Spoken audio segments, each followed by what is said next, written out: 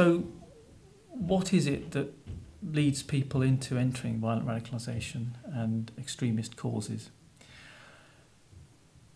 Colleagues of mine who work in marketing and communications tell me that actually terrorism is all about marketing and salesmanship.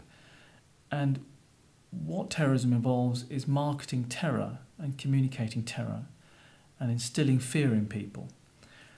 And that actually what happens is terrorist organisations, particularly in the modern era of globalisation with global communications and social media, that these terrorist organisations are very effective at using these media to communicate their messages.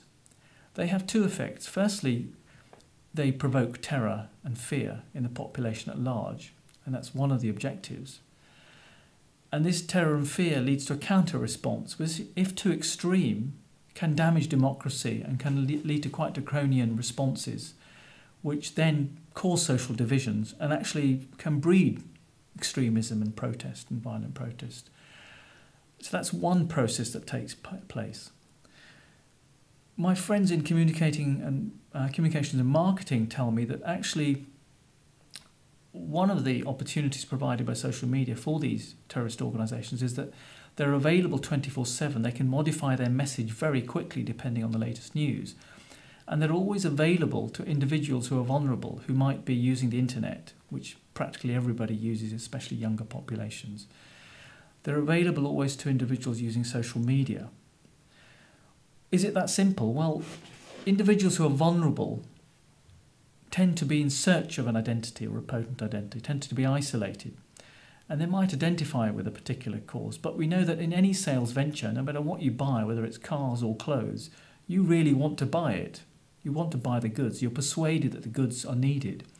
And in a way, that's how the marketing of terrorism takes place as well, that individuals who are vulnerable are exposed to messages of encouragement and membership and group affiliation and religiosity, as well as messages of who the enemy is and who they aren't. And they themselves are co-opted into a process of thinking, which leads them into thinking that the thoughts they have now acquired are indeed their own thoughts from their own free will. And then it's very hard to move away from those thoughts. And if those thoughts are arrived at through social media, it's very easy also to dismiss anything critical or objectionable to their particular thought process. You can be very selective. You can look at the internet and anything that doesn't fit your pattern of thinking you can reject.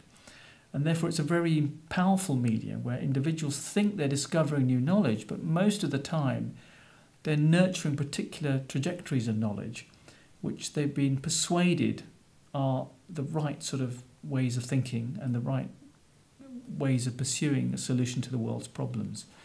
And so that's the power of social media, is that they actually are available 24/7 and we think we're in charge of them, when actually marketing forces and salespeople and terrorist organisations use them very slickly and very effectively to co-opt us into a particular belief system.